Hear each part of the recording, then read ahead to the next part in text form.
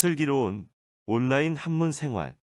첫 번째, 온라인 수업에 집중할 수 있는 환경을 만들어요.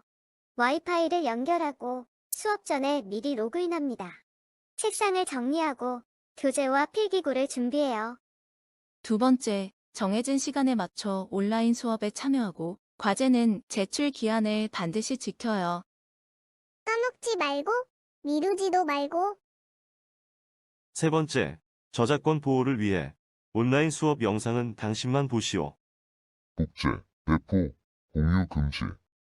캡처, 녹화, 녹음 금지.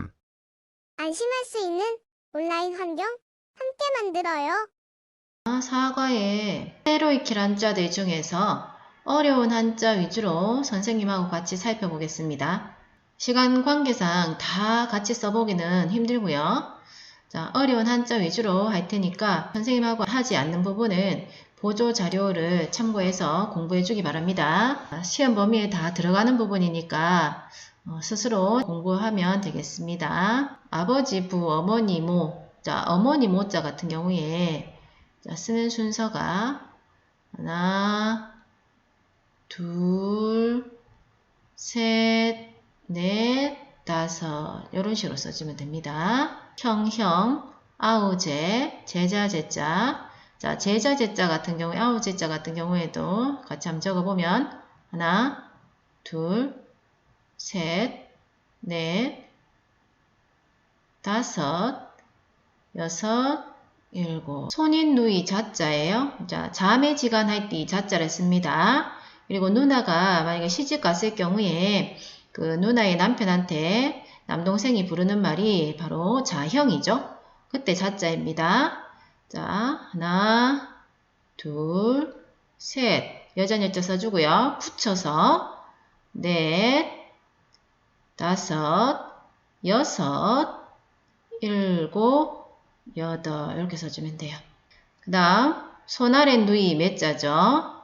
자, 자매지간 할 때 이 몇 자 쓴다고 했어요? 남편부, 지아비부 하나, 둘, 셋, 넷 이렇게 써주면 되고요. 그 다음 아내 부자입니다. 하나, 둘, 셋, 넷, 다섯, 여섯, 일곱, 여덟, 아홉, 열하나 이렇게 써주면 돼요. 할아버지죠. 손자, 손, 집가. 자, 집가자 같은 경우에 그 획이 그렇게 어렵진 않은데 친구들 잘 못 쓰는 경우가 많아요.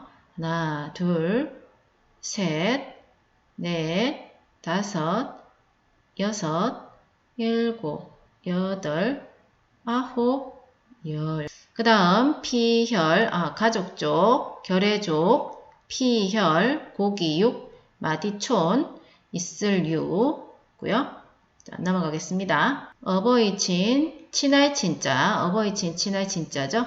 자, 어버이친 자 같은 경우에 설립자에서 나무 목자하고 볼견자가 결합을 했어요. 자식이 일하러 가거나 어디 나갔을 경우에 동구 밖에서 나무에 기대어 서서 설립자죠. 우리 자식이 오나 안 오나 바라보는 사람이다. 이게 바로 어버이다 이런 뜻이에요. 여러분이 외출했을 경우에 늦게 오거나 그러면 항상 걱정하시죠. 우리 딸내미가 우리 아들내미가 언제 오나 싶어서 이렇게 걱정하시는 분. 그런 분이 바로 어버이다 이런 뜻이에요.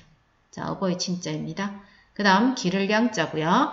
자, 양육한다, 복양한다 했을 때 양자 씁니다. 하나, 둘, 셋, 넷, 다섯, 여섯, 일곱, 여덟, 아홉, 열하나, 열둘, 열셋, 열넷, 열다섯. 복양할 양, 기를 양, 기를 육자입니다.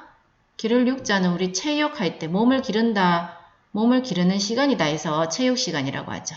또 육성한다 했을 때 꿈나무 야구단을 육성한다 할 때 이 육자 씁니다. 그 다음 가틀동, 뿌리, 근, 뿌리란 뜻으로 또 다른 한자 있었죠. 자, 나무의 뿌리 부분에 점을 찍어 그 부분을 나타낸 한자. 뿌리 본자였죠. 둘 다 뿌리라는 뜻인데요. 이 앞에 글자는 본이라고 읽고 이 한자 사과에 나오는 이 세로 익힐 한자 은이라고 읽습니다. 그래서 우리 근본이라고 할 때 이렇게 쓰는 거예요. 근본. 이을 연자입니다. 연결되어 있다. 이 연자를 쓰죠. 자, 받침은 나중에 써준다고 했어요. 자, 술의 차자부터 먼저 써주고 받쳐주는 글자를 나중에.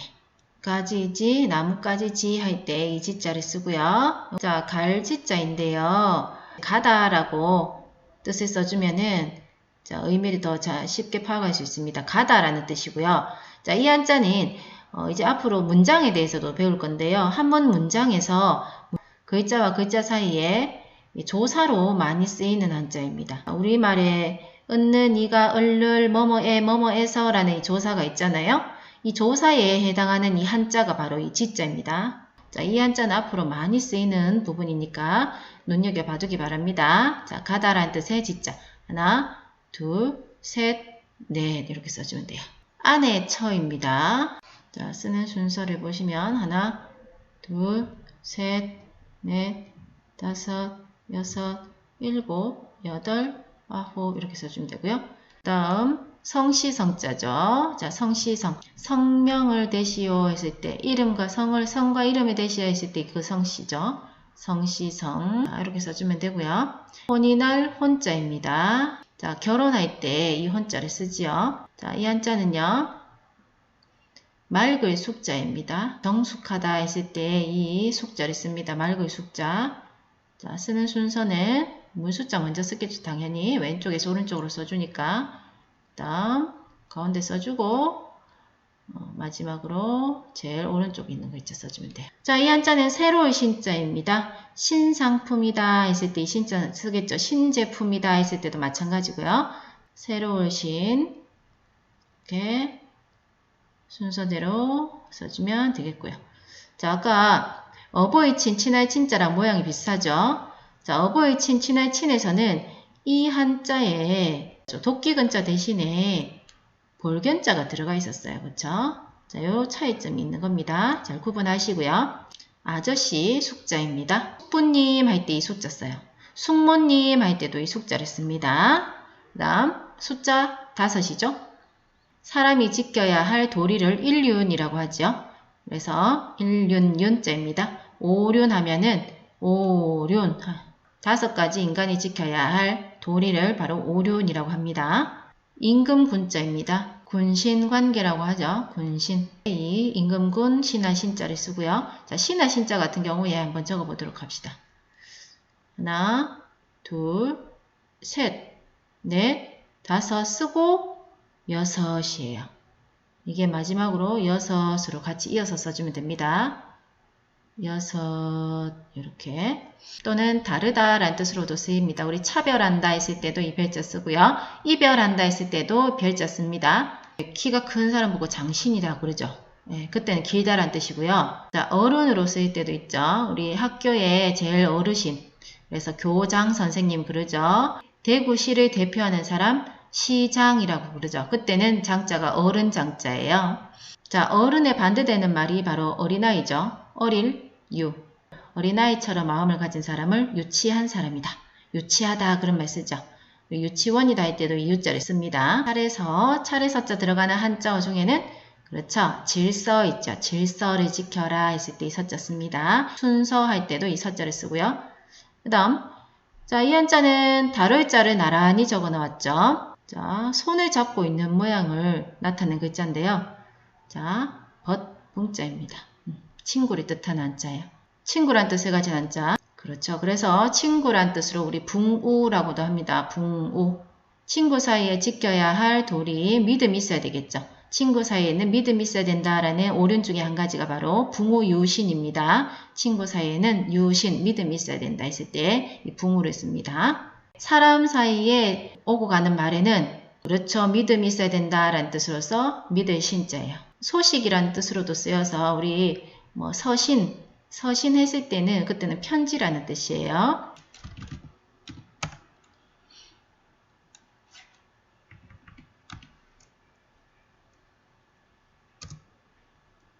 자, 바로 서신 할 때 이 신자를 쓰는 겁니다. 바로 편지라는 뜻이죠. 숫자에 관련되어 있는 그러한 학문을 수학이라고 하지요. 그때 숫자예요. 샘수, 헤아릴 숫자도 되고요. 자, 이렇게 세로의 길 한자들 살펴보았는데 선생님하고 같이 써본 한자도 있지만 같이 안 써본 한자들은 보조 자료에 필순 자료를 보면서 참고해서 공부해주면 됩니다. 자, 그러면 세로의 길 한자를 바탕으로 해서 우리 본문의 한자들 살펴보도록 하겠습니다. 자, 교과서 32쪽입니다. 자, 교과서 32쪽. 자, 세로의 길 한자들을 바탕으로 해서 본문의 한자어들 익혀보도록 할게요. 자, 32쪽에 첫 번째 나오는 한자어입니다. 어떻게 읽어야 될까요? 네, 큰 소리로 한번 읽어보세요. 그렇죠. 부모입니다. 부 무슨 부? 네, 아버지 부자죠. 모는? 네, 어머니 모자입니다. 부모 하면 바로 아버지와 어머니란 뜻이겠죠. 자, 그 다음 두 번째 한자어 읽어볼까요? 네, 아유, 잘 읽습니다. 경원중학교 2학년 학생들 한자어 아주 잘 읽고 있습니다. 자, 자녀입니다. 그렇죠. 아들과 딸이라는 뜻이 되겠죠. 부모, 아버지와 어머니, 자녀, 아들과 딸이라는 뜻입니다. 그 다음 나오는 한자어 읽어볼까요? 그렇죠. 형제, 형자의 아우제자죠. 형제. 자, 무슨 뜻일까요? 그렇죠. 형과 아우라는 뜻입니다. 형과 동생이라는 뜻이고요. 그 다음 한자어 읽어볼까요? 손인 누이, 자, 손아래 누이 매자죠. 자, 읽어보면 자매가 되겠죠. 그렇죠. 형제, 자매입니다. 자, 뜻풀이를 보면 형과 아우, 언니와 여동생을 바로 자매라고 합니다. 자, 그 다음 남편부, 아내부자 결합해서 자, 읽어보면요. 부부가 되겠고요. 부부. 그 다음 할아버지조, 손자, 손자에서 할아버지와 손자를 바로 조손이라고 하죠. 자, 음을 쓰면은 이렇게 되겠고요. 풀이를 하면 남편과 아내, 할아버지와 손자가 각각 부부, 조손을 나타내는 풀이였습니다. 자, 그 다음 나오는 한자어 가족입니다. 집가 결의족해서 가족이죠. 가족. 그 다음 혈육입니다. 피혈자에 고기육자를 써서 혈육이 되겠죠. 자, 가족이란 한 가정을 이루는 사람들의 뜻합니다. 혈육이란 피와 살, 피와 살이라는 뜻으로서 피와 살을 나눈 부모, 형제를 의미하는 그런 단어가 되겠습니다. 바로 피와 살을 나눈 부모, 형제를 우리가 혈육이라고 부른다는 거 잊지 마시고요. 아버지나 어머니의 친형제 자매의 아들과 딸과의 그런 촌수관계를 사촌이라고 하죠. 그 다음 부자유친이라고 있는데요. 자, 사람이 지켜야 할 5가지 도리를 오륜이라고 했었는데 5가지 윤리 중에서 중요한 윤리 중에 하나가 바로 부자유친입니다. 자, 부자유친이란 아버지, 즉 부모입니다. 여기서 부자는 부모와 자식 간에는 자자는 아들이란 뜻 이외에도 자식이란 뜻도 있잖아요. 부모와 자식 간에는 있어야 됩니다. 무엇이 있어야 될까요? 그렇죠. 친함이 있어야 된다라는 뜻이에요. 순서를 적어보면 부모와 자식 간에는 친함이 있어야 된다. 이런 식으로 해석이 되겠죠. 각각의 음과 풀이를 이렇게 적어주면요. 이렇게 되겠네요. 자, 지금까지 본문의 한자어에 대해서 읽고 풀이를 해보았는데 교과서 34쪽에도 본문에 대한 그런 풀이가 나와 있습니다. 참고해 주기 바랍니다. 퀴즈가 잠깐 나오네요. 아버지와 딸 사이는 무엇이라고 할까요? 아버지와 딸 사이, 보통 부르는 말 무엇이라고 합니까? 그렇죠. 부녀지간이다. 그러죠. 부녀 사이다. 이렇게 우리가 표현할 수가 있습니다. 이상 사과의 한자와 본문에 대한 설명을 마치겠습니다.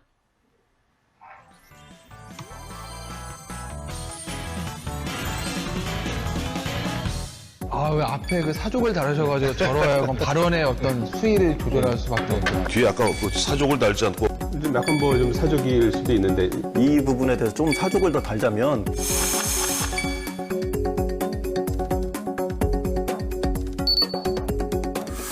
주제와 상관없이 내용을 덧붙일 때 이 사족이란 말을 많이 쓰죠. 네, 이 사족은 화사첨족의 고사에서 유래됐습니다.